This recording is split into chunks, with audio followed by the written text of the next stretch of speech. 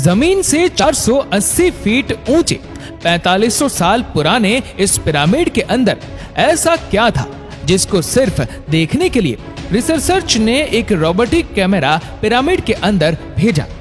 एक जगह पर आकर रोबोटिक कैमरा रुक गया क्योंकि अब उसके सामने पत्थर का एक स्लैब था। रिसर्चर्स का मानना था कि इस स्लैब के पीछे जरूर कोई ऐसा राज छिपा है जो पिछले 4500 सालों से दफन है। ये राज इनको हर कीमत पर जानना था, इसलिए उन्होंने रोबोट के आगे एक ड्रिल मशीन लगाई जिसने उस पत्थर के स्लैब में बारीक छेद कर दिया। अब इस छेद के अंदर एक कैमरा भेजा गया जिसने स्लैब के उस पार ऐसा मंजर देखा जो पिछले 4500 सालों से किसी ने भी नहीं देखा था। दोस्तों, इजिप्ट में टोटल 138 ऊंचे पिरामिड्स मौजूद हैं, जिन्होंने पिछले हजारों सालों से दर्जनों अर्थक्वेक और कई खतरनाक तूफान का सामना किया, लेकिन मजाल है इनमें से कोई एक भी इधर से उधर हुआ हो। इनमें से सबसे ऊंचा और बड़ा pyramid the great pyramid of Giza कहलाता है और इस पिरामिड की बेस का एरिया 13 एकड़ है। यानी इस पिरामिड्स के अंदर हैरत अंगेज तौर पर 1-2 नहीं बल्कि पूरी 9 फुटबॉल फील्ड आराम से फिट आ सकती है। एक एस्टिमेट के हिसाब से इस पिरामिड में टोटल 23 लाख बड़े बड़े पत्थरों का इस्तेमाल हुआ, जिनमें से कई पत्थरों का वजन 50 टन भी था। अगर इसके टोटल वजन का अंदाजा लगाया जाए तो इस पैरामीटर का वजन 60 लाख टन है, जो 12 बुर्ज खलीफा के वजन के बराबर बनता है। लेकिन इतने ऊंचे और आलीशान पिरामिड बनाने का आखिर मकसद क्या था? हजारों साल पहले जब इंसान के पास कोई टूल्स भी मौजूद नहीं थे, तब इन पिरामिड की दीवारों को कैसे इंच बाय इंच लेवल किया गया, कैसे 50 टन वजनी पत्थरों को स्क्वायर शेप में काटकर बगैर क्रेन के ही 480 फीट ऊंचाई तक पहुंचाया गया। और इनको बनाने में ऐसे कौन से इंजीनियर्स का हाथ था जिन्होंने इन पिरामिड्स को अर्थक्वेक प्रूफ के साथ साथ इनकी तमाम साइड को एग्जैक्टली 51.5 डिग्री के एंगल पर सेट किया। ये सब आप जान सकेंगे आज की इस वीडियो में, तो आइए शुरू करते हैं। Challenge number 1। कई सदियों से मुख्तलिफ रिसर्च टीम इस पिरामिड्स कंस्ट्रक्शन टेक्निक जानने के लिए सिर पकड़कर बैठी थी कि आखिर इस पिरामिड की हर side exactly north, south, east और वेस्ट पर बगैर कंपास के कैसे सेट की गई होगी। कई एक्सपर्ट्स का मानना है कि उस टाइम के आर्किटेक्ट ने सबसे पहले ऐसी जमीन तलाश की होगी जो लाखों टन वजनी पत्थरों का वजन झेल सके, जिसके बाद ना कोई कंपास और ना ही कोई ऑप्टिकल इंस्ट्रूमेंट, सिर्फ इस बेसिक टेक्निक से हजारों साल पहले इस पिरामिड की डायरेक्शन सेट की गई होगी, और वह भी 0 एरर्स के साथ। Challenge number 2। अगला चैलेंज था जमीन को लेवल करने का। जिस 13 एकड़ की जमीन पर इस पिरामिड को बनना था, उसका लेवल थोड़ा सा भी आउट होता तो 23 लाख पत्थरों के इस पहाड़ का खड़ा होना बिल्कुल भी मुमकिन नहीं था। अब इस जमीन को लेवल करने के लिए उस टाइम के इंजीनियर के पास ना ही लेजर लेवलर था और ना ही पवन लेवलर। एक्सपर्ट्स का मानना है कि कंस्ट्रक्शन साइट की चारों साइड पर खड्डा करके उसमें पानी डाला गया होगा और फिर एक साइड के पानी के लेवल से दूसरे साइड के पानी के लेवल को मैच किया गया होगा। जो जमीन का हिस्सा पानी के लेवल से मैच नहीं कर रहा होगा, उसको छेनी और हथौड़ी की मदद से काट कर लेवल किया गया होगा। कई एक्सपर्ट्स का मानना है कि एंशिएंट इजिप्शियंस ने इस सिंपल टूल का भी इस्तेमाल किया होगा, जिसकी दोनों साइड पर लकड़ियां और उसके ठीक सेंटर पर एक रस्सी से पत्थर बंधा हुआ है। अगर पत्थर जमीन से टच हो गया और उसकी रस्सी ठीक सेंटर लाइन पर आ रही होगी, तो इसका मतलब है कि बीच की जमीन परफेक्टली लेवल है। Challenge number 3।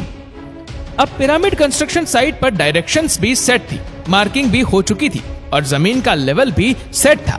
अब बारी थी कंस्ट्रक्शन स्टार्ट करने की, जिसके लिए लाखों टन वजनी और बड़े पत्थर रिक्वायर्ड थे। लेकिन ये पत्थर काटने के लिए ना ही उनके पास ग्राइंडर थे और ना ही जैक हैमर। लेकिन फिर भी उन्होंने 50 टन वजनी पत्थर काटे भी और उनको स्क्वायर या रेक्टेंगल शेप भी दिया। लेकिन आखिर किसकी मदद से?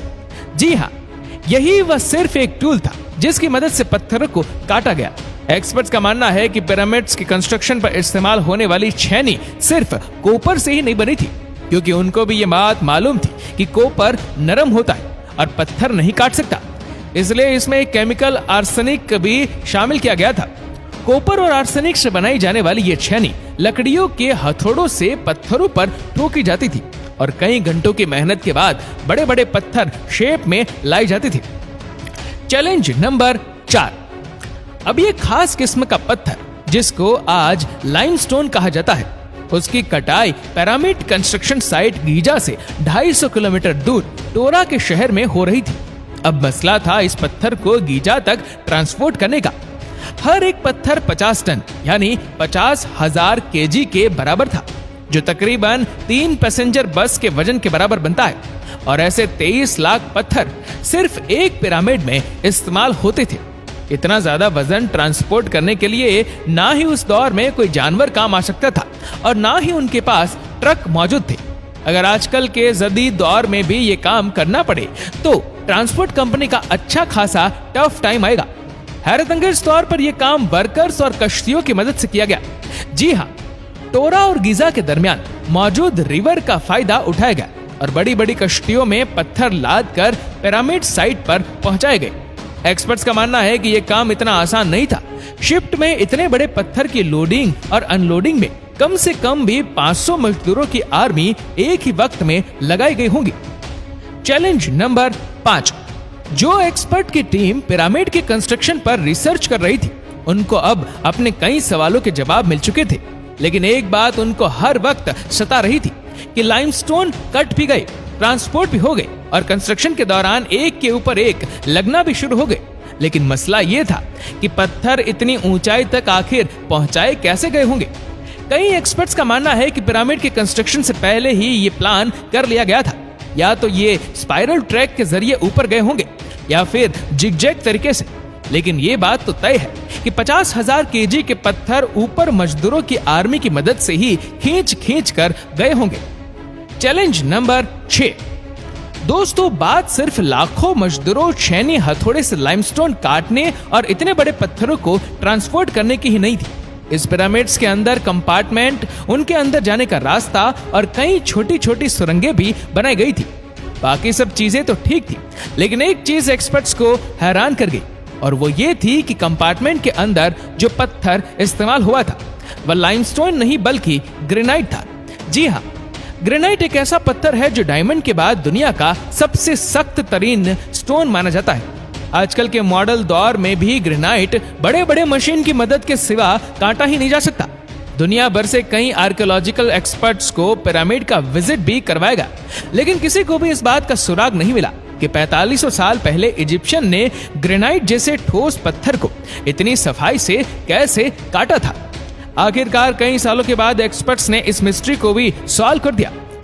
इजिप्शियंस ने ग्रेनाइट को इतनी सफाई से एक ऐसे आरे से काटा था जिसके दांत ही नहीं थे। जी हाँ, बगैर दांत वाले इस आरे के दोनों साइडों पर वजन डालकर इसको ग्रेनाइट पर चलाया जाता था और बीच में बजरी डाली जाती थी। एक्सपर्ट्स का मानना है कि इस तरीके से इतने बड़े पत्थर को काटने में 4 महीनों का वक्त लग जाता था। दोस्तों, आखिरकार पिरामिड बनाने का मकसद क्या था? इसको बनाने में कितने मजदूर एक ही वक्त में काम करते थे?